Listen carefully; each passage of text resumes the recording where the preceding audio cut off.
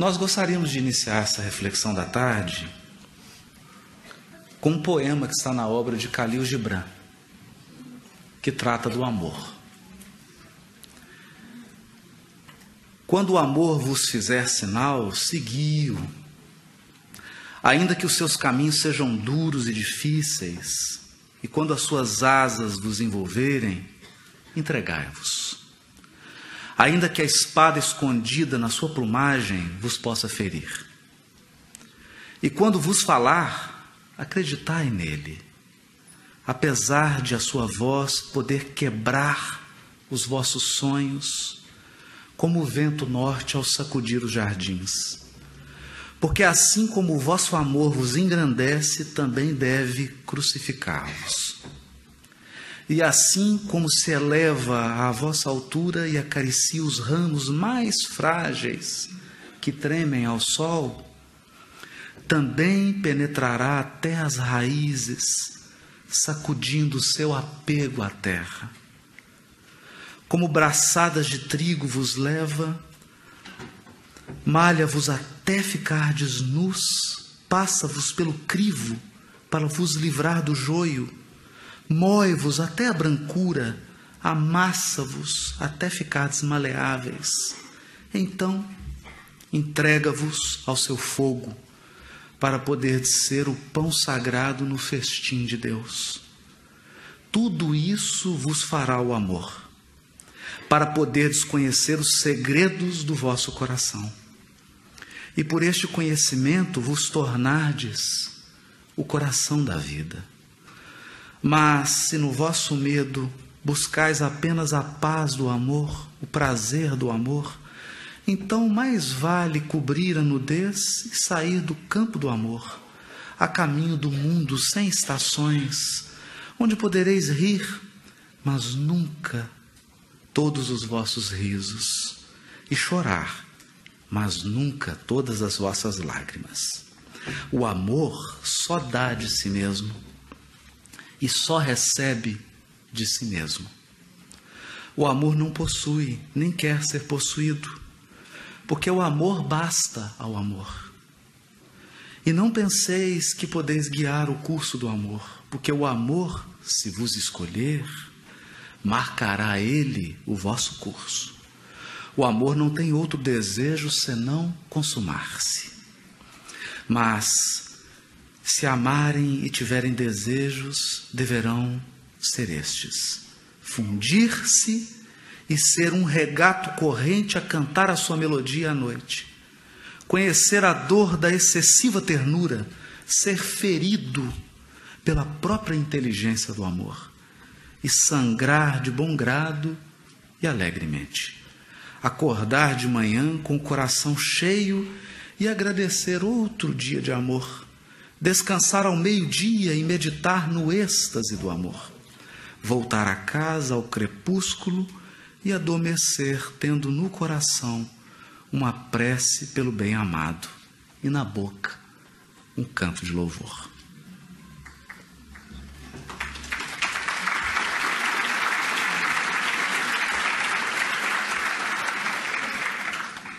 Esse poema do Khalil já dá o tom do tema difícil que nós vamos abordar. Porque nós não gostaríamos de falar do amor, do perdão, de uma maneira ingênua. Como se o perdão fosse apenas uma pétala que a gente tirasse e entregasse. E eu peço permissão para voltar a uma literatura antiga, o livro de Gênesis. Quando Caim, depois de assassinar o seu irmão, Caim, esse personagem arquetípico, o retrato do homem envenenado pelo próprio egoísmo, pelo próprio orgulho, ele diz, ao receber uma pergunta: Caim, onde está teu irmão? E ele diz assim: não sei, acaso eu sou um guarda do meu irmão?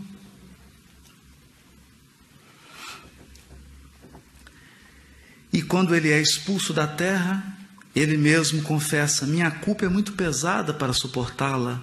Vê, hoje tu me banes do solo fértil terei de ocultar-me longe de tua face, e serei um errante fugitivo sobre a terra, mas o primeiro que me encontrar me matará.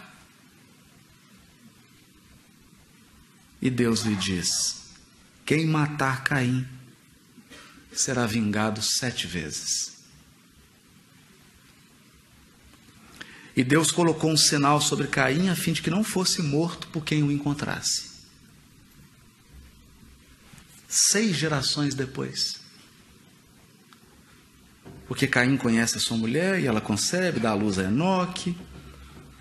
De Enoque nasce Irade, Irade Maviavel, Maviavel Matusael, Matusael a Lameque.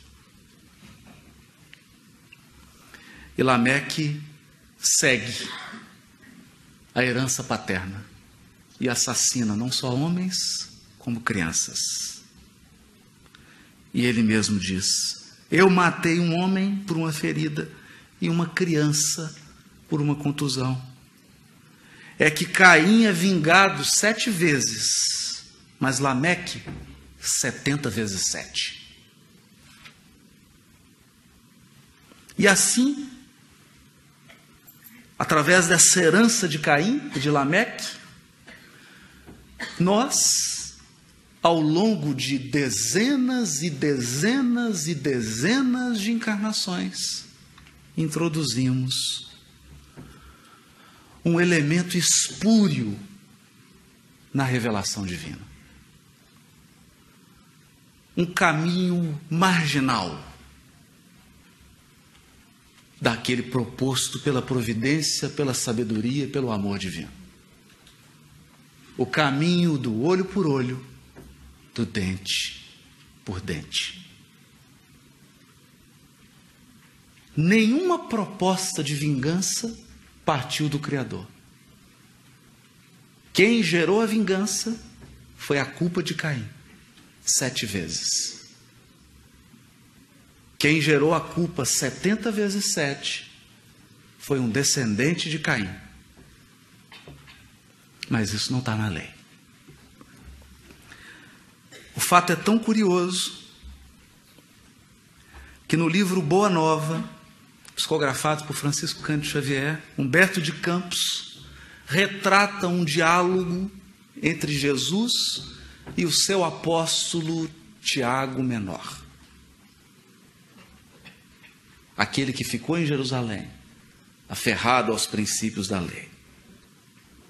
Depois de Jesus conversar com Nicodemos e explicar o mecanismo da redenção, o mecanismo da purificação da alma, através das vidas sucessivas, ainda que Jesus falasse através de parábolas, numa linguagem profundamente simbólica, porque a verdade pede ouvidos dignos.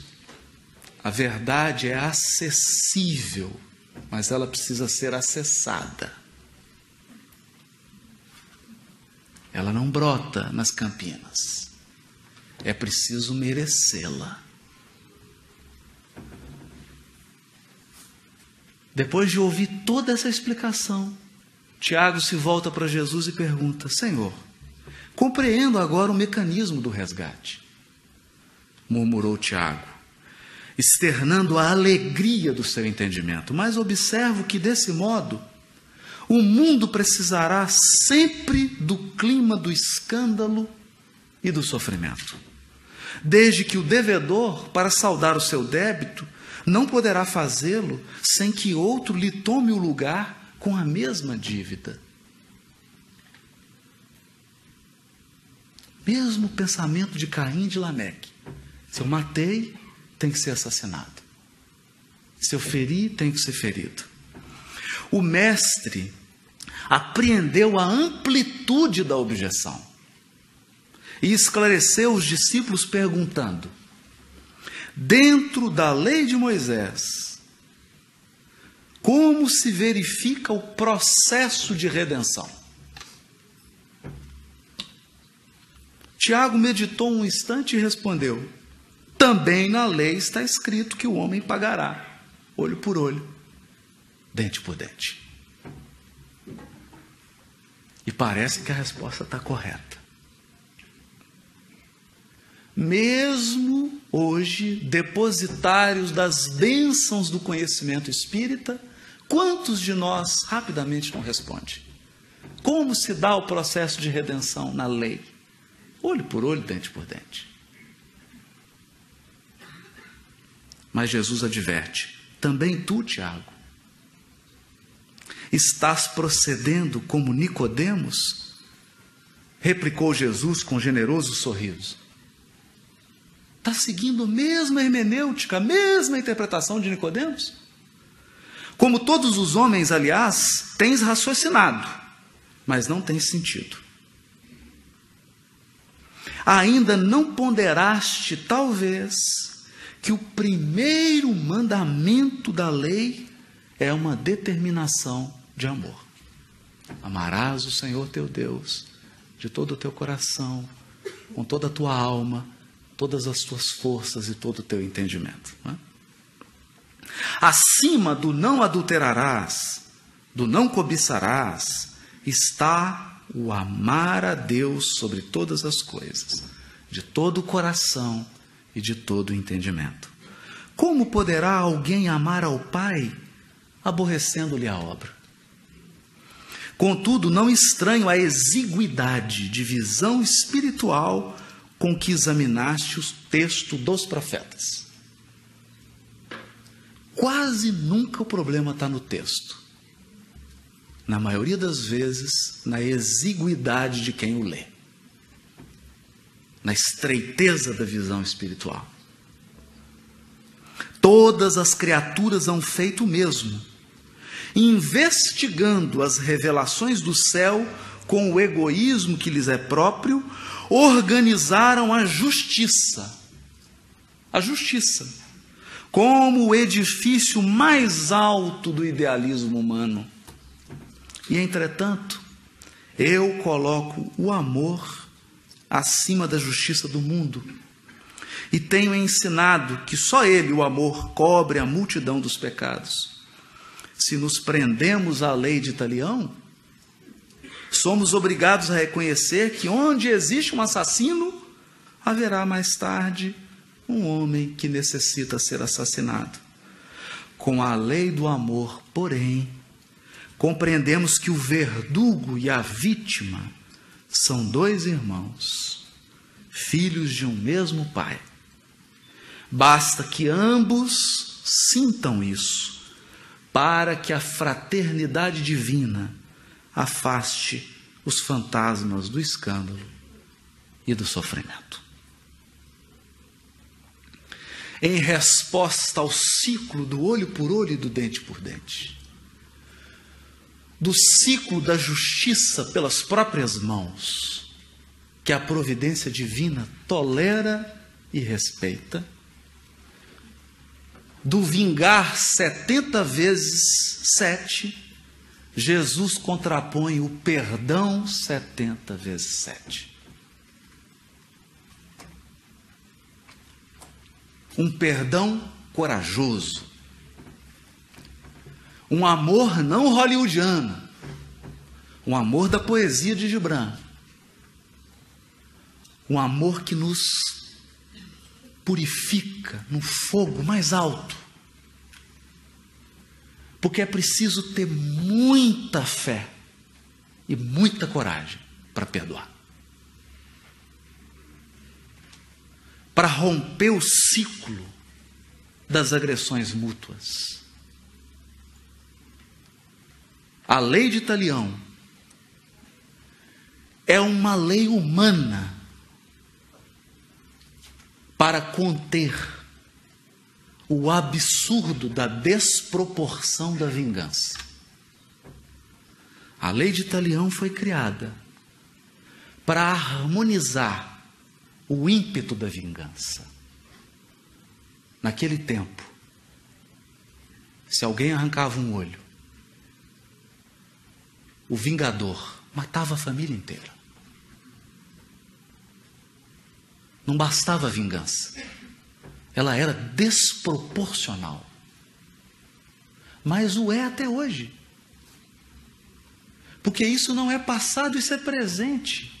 Quantos de nós aqui estamos, talvez na 15ª, 20ª reencarnação, com as mesmas pessoas, apenas trocando de posição? Ora somos nós que agredimos, ora somos nós que somos agredidos. Não há mais agressor e vítima, há parceiros de infortúnio.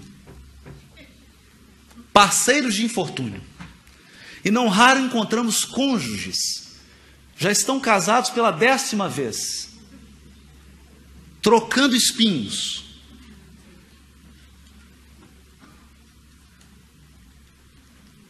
Resgata o que feriu para ferir depois.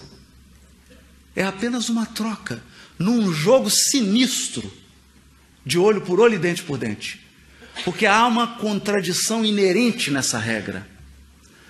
A regra do olho por olho e do dente por dente gera um país de mutilados. Quem se entrega a isso se torna um infortunado maior do que quem praticou mal. Por isso que a benfeitora Joana costuma dizer: o verdadeiro mal é aquele que fazemos, não o que suportamos.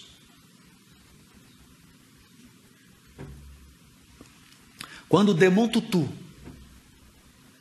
ministro de Nelson Mandela, bispo anglicano, ganhador do Prêmio Nobel da Paz, depois dos horrores do apartheid, quando foi chamado por Nelson Mandela, naquela proposta do Nelson Mandela, de eu não retribuirei o que recebi, porque transformaremos a África num país de mutilados se implantarmos o olho por olho, o dente por dente. Nós queremos uma África livre. Então ele chama para o lugar de honra, na sua posse, como presidente da África do Sul, do lado direito e do lado esquerdo, os seus carcereiros. Os homens que o vigiaram na prisão. E Desmond Tutu estabelece um ministério chamado Ministério da Verdade e da Reconciliação. Colocava supostos algozes e supostas vítimas diante dos outros, para que elas pudessem confessar-se uns aos outros, pedir perdão e encerrar o ciclo. É disso que nós estamos falando. É profundo. Mas talvez alguém pergunte: onde tudo começa?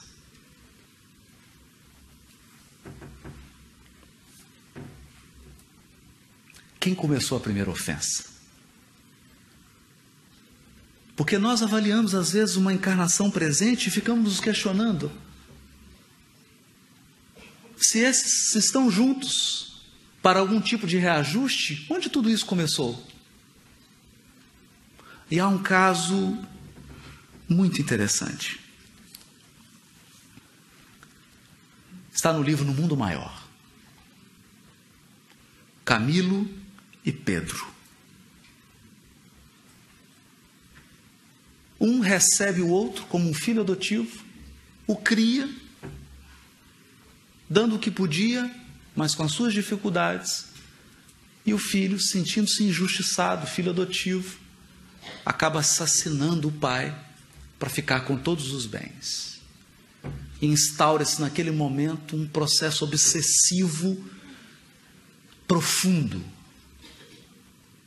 Um processo obsessivo que sempre, todo processo obsessivo de vingança está instituído sobre a lei de Talião. É sempre alguém querendo fazer a justiça com as próprias mãos. E o benfeitor Calderaro chama então Cipriana. confessa para André Luiz que nem ele, nem a sua equipe tinham condições de lidar com um sentimento de ódio, de mágoa, de culpa tão profundo, que somente um coração que muito amasse seria capaz de desatar esses nós. Portanto, não é uma questão de fala, nem de ideia, é a vibração do amor que desarticula todas as tramas do ódio.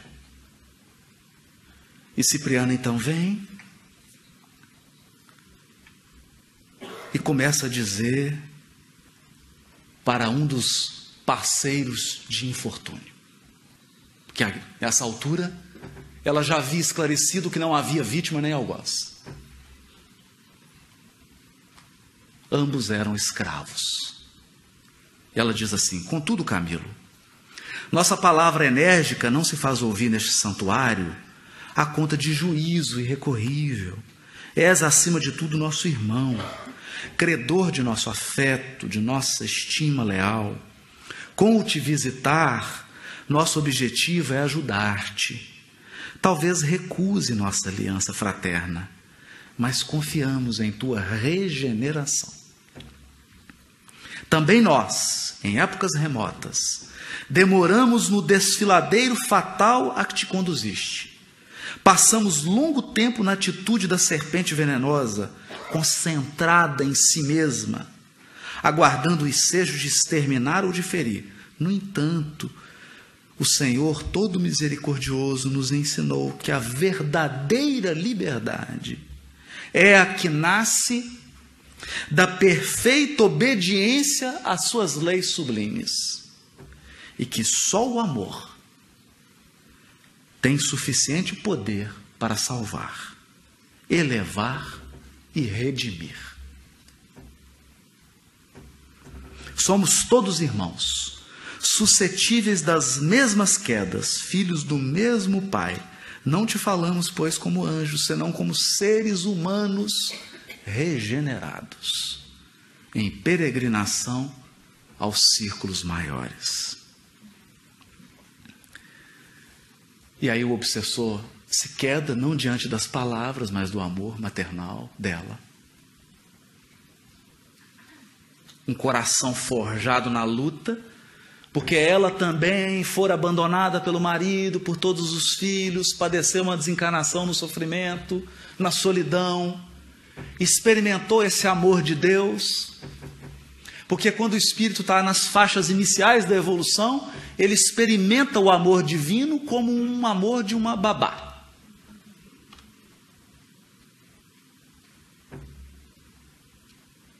Se as coisas não dão certo, ele não se sente amado.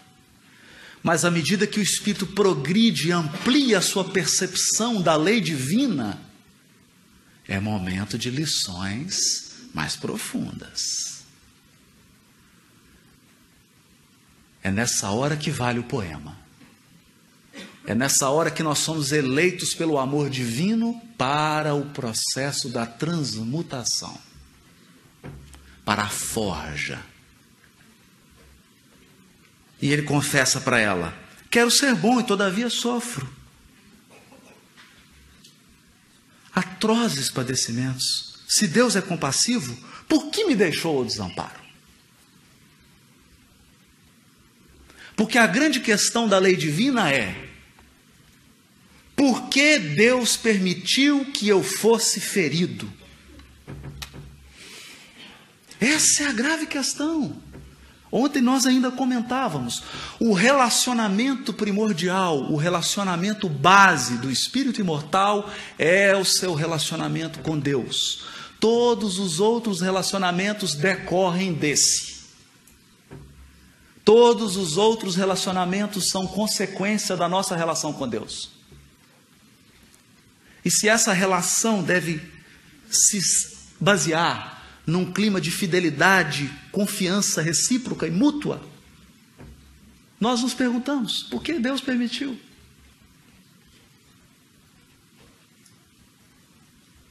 Por que deixou? que eu fosse vítima. E então, confiando mais nas nossas mãos e no nosso senso de justiça do que na justiça divina, nós afastamos os processos da justiça divina e adotamos um processo personalista de justiça. Quase sempre uma justiça vingativa. Olho por olho e dente por dente. E assim começam os ciclos reencarnatórios. Quando nós olhamos para a nossa teia de relacionamentos, na maioria são espíritos que estão conosco há milênio, ferindo-nos e sendo feridos. Num ciclo interminável de infortúnio.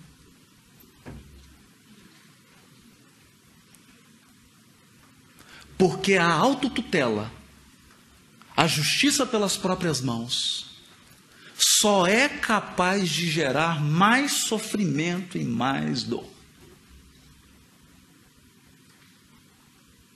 Então Cipriana diz para ele, ouvindo as palavras do verdugo, a missionária observou: quem de nós, meu amigo, poderá apreender toda a significação do sofrimento?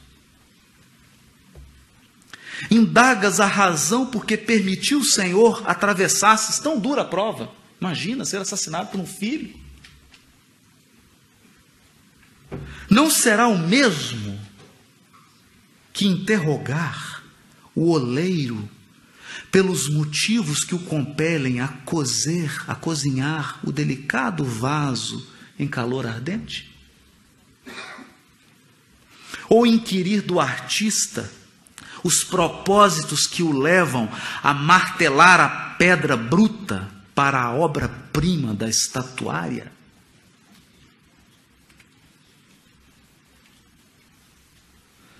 Camilo, a dor expande a vida. O sacrifício liberta. O martírio é problema de origem divina. Tentando solvê-lo, é um enigma, é um problema. Tentando resolvê-lo, pode o espírito elevar-se ao píncaro resplandecente ou precipitar-se em abismo tenebroso.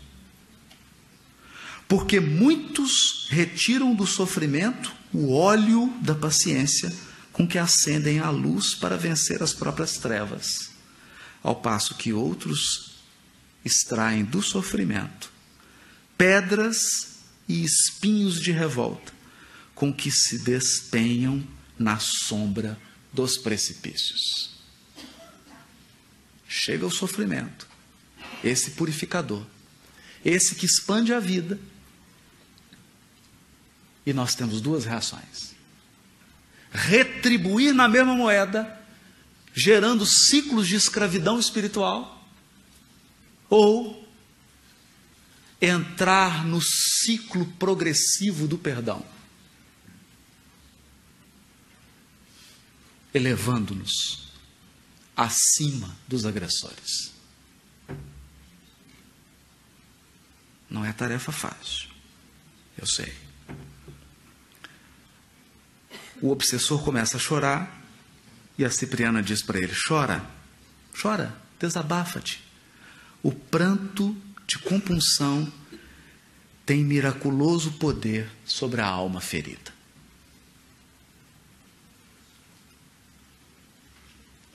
E aqui está colocado o magnífico desafio do perdão. Hoje, a justiça humana já não encontra recursos para tratar a litigiosidade. No Brasil, acaba de ser imposto de verdade, sobre todos os tribunais da nação imposto de verdade brasileira, pelo Conselho Nacional de Justiça, um programa intitulado Justiça Restaurativa. um programa intitulado obrigando os tribunais a criarem em todas as comarcas do país centros de solução consensual de conflitos. Centros de mediação e conciliação.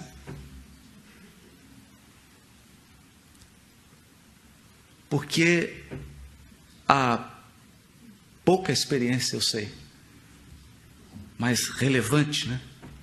23 anos de Tribunal de Justiça me ensinaram uma coisa. Toda vez que eu profiro uma sentença, só há perdedor. Não tem vencedor.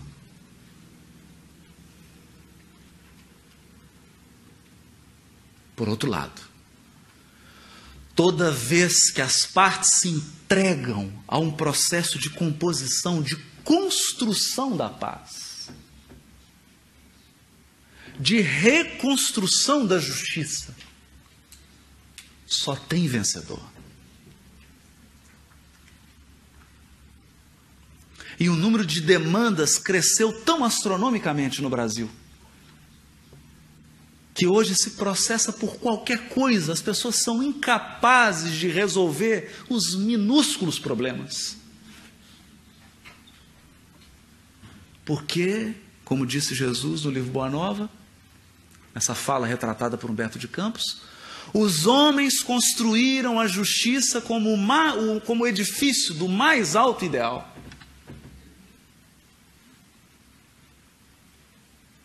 Justiça humana, acreditando que Deus conduz seus processos segundo os nossos parâmetros humanos.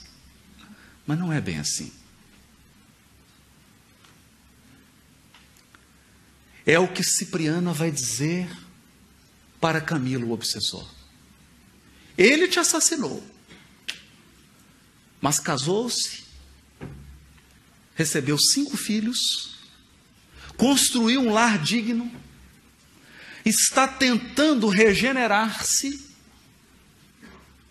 e vai receber-te como neto.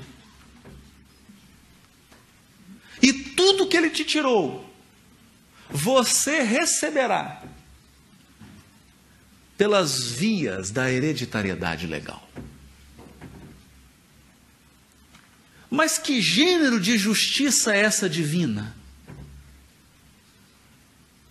Que não age com precipitação, não age com violência, que usa o tempo para regenerar o agressor e para sublimar o agredido.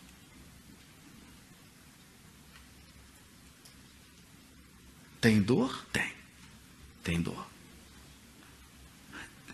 Ninguém falou que a evolução não teria dor. Sofrem os pássaros, sofrem as plantas.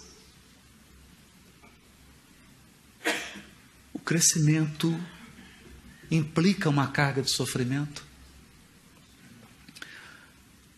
Muitos, às vezes, almejam toda a respeitabilidade alcançada por Divaldo, mas quem passaria por 10% do que ele passou? Eu estava na cidade de São Paulo, eu não vou dizer o nome, né? Mas uma pessoa me contou que há muitos anos atrás o Divaldo fez uma viagem para lá, naquela época em que só tinha ônibus mesmo, era uma viagem de ônibus. Então eles saíram depois da palestra e tudo, já era assim bem tarde da noite, fazia muito frio, e ele entrou num ônibus ardendo em febre. E a pessoa disse: Divaldo, dorme aqui, não vá. Fica aqui. Ele falou: eu preciso ir. Tenho um compromisso amanhã, preciso cumprir esse compromisso. E aí ele perguntou assim: Divaldo, o que lhe dá essa certeza?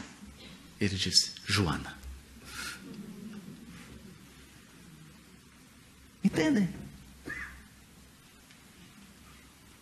Então eu poderia vir aqui e falar de um perdão de um perdão enlatado, de um perdão dos filmes, e o vento levou. Mas não é bem assim. Há processos divinos em andamento. Quando alguém consegue entrar na nossa esfera e nos agredir, acreditem, não é qualquer pessoa que penetra na nossa esfera. Há leis divinas que separam os campos espirituais. Quando por alguma circunstância alguém cruza o nosso destino e nos deixa uma marca de ferida, há processos talvez incompreensíveis ainda para o nosso estágio evolutivo em andamento. Propostas de ascensão espiritual. Propostas de engrandecimento espiritual. Através da única via de crescimento, da única via efetiva de se lidar com o mal. Efetiva. Por isso Emmanuel vai dizer, num artigo da Revista Reformador de 1960, página 26, chamado Pacifica Sempre. Pacifica Sempre. Ele comentava o capítulo 5, versículo 9 do Evangelho de Mateus. Bem-aventurados os pacificadores, porque eles serão chamados filhos de Deus. Por muitas sejam as dores que te aflijam a alma, asserena-te na oração e pacifica os quadros da própria luta. Se alguém te fere, pacifica desculpando. Se alguém te calunia, pacifica servindo. Se alguém te menospreza, pacifica entendendo. Se alguém te irrita, pacifica silenciando. O perdão e o trabalho, a compreensão e a humildade são as vozes inarticuladas da tua própria defesa. Não defesa com as próprias mãos. Não olho por olho, dente por dente. Perdão, trabalho, compreensão e humildade. Golpes e golpes são feridas e mais feridas. Se eu recebo um golpe e dou outro, eu entro no ciclo das feridas. No ciclo do infortúnio. Violência com violência soma loucura. Não ergas o braço para bater, nem abras o verbo para humilhar. Diante de toda perturbação, cala e espera, ajudando sempre. O tempo sazona o fruto verde. Altera a feição do charco, amolece o rochedo e cobre o ramo fanado de novas flores. Essa é a justiça divina, a justiça restaurativa, a justiça do tempo. Censura é clima de fel, azedume é princípio de maldição. Onde estiveres, pacifica. Seja qual for a ofensa, pacifica. E perceberás por fim que a paz do mundo é dom de Deus, começando de ti.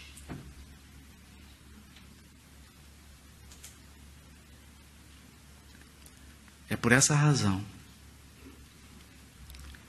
que depois de ser ofendido, humilhado, abandonado, traído,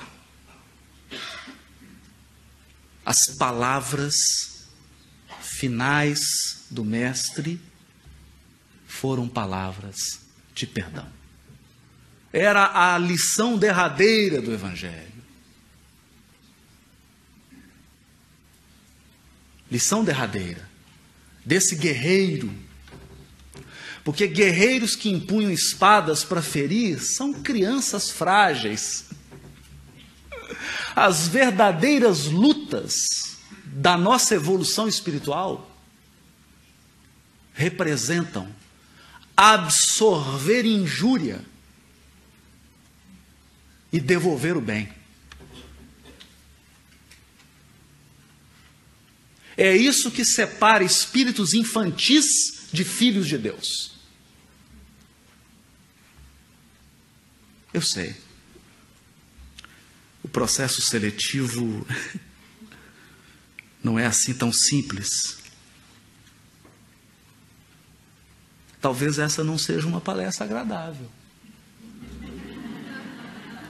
Mas o que eu posso responder para finalizar? Novamente com o poema de Khalil Gibran. Quando o amor vos fizer sinal, segui-o, ainda que os seus caminhos sejam duros e difíceis, e quando as suas asas vos envolverem, entregai-vos, ainda que a espada escondida na sua plumagem vos possa ferir. E quando vos falar, acreditai nele, apesar de a sua voz poder quebrar os vossos sonhos, como o vento norte ao sacudir os jardins, porque assim como o vosso amor vos engrandece, também deve crucificar-vos. E assim como se eleva a vossa altura e acaricia os ramos mais frágeis que tremem ao sol, também penetrará até as raízes, sacudindo o seu apego à terra. Como braçadas de trigo vos leva, malha-vos até ficardes nus, passa-vos pelo crivo para vos livrar do joio, mói-vos até a brancura, amassa-vos até ficardes maleáveis, e então entrega-vos ao seu fogo para poder ser o pão sagrado no festim de Deus. Tudo isso vos fará o amor, para poderdes conhecer os segredos do vosso coração e por este conhecimento vos tornardes o coração da vida. Mas, se no vosso medo buscais apenas a paz do amor, o prazer do amor, então mais vale cobrir a nudez e sair do campo do amor, a caminho do mundo, sem estações, onde podereis rir, mas nunca todos os vossos risos, e chorar, mas nunca todas as vossas lágrimas. O amor só dá de si mesmo e só recebe de si mesmo. O amor não possui, nem quer ser possuído, porque o amor basta ao amor. E não penseis que podeis guiar o curso do amor, porque o amor, se vos escolher, marcará ele o vosso curso. O amor não tem outro desejo senão consumar-se. Mas se amarem e tiverem desejos, deverão ser estes: fundir-se e ser um regato corrente a cantar a sua melodia à noite. Conhecer a dor da excessiva ternura, ser ferido pela própria inteligência do amor e sangrar de bom grado e alegremente. Acordar de manhã com o coração cheio e agradecer outro dia de amor. Descansar ao meio-dia e meditar no êxtase do amor. Voltar a casa ao crepúsculo e adormecer, tendo no coração uma prece pelo bem-amado e na boca um canto de louvor. Eu dedico essa palestra a Divaldo Pereira Franco, que ao longo de mais de 80 anos soube absorver as pedradas e os impactos, devolvendo-os no silêncio, em falas de amor. Não foi fácil. Custou-lhe a fornalha. Mas hoje nós temos o pão no festim da doutrina espírita. Muito obrigado, Divaldo Pereira Franco.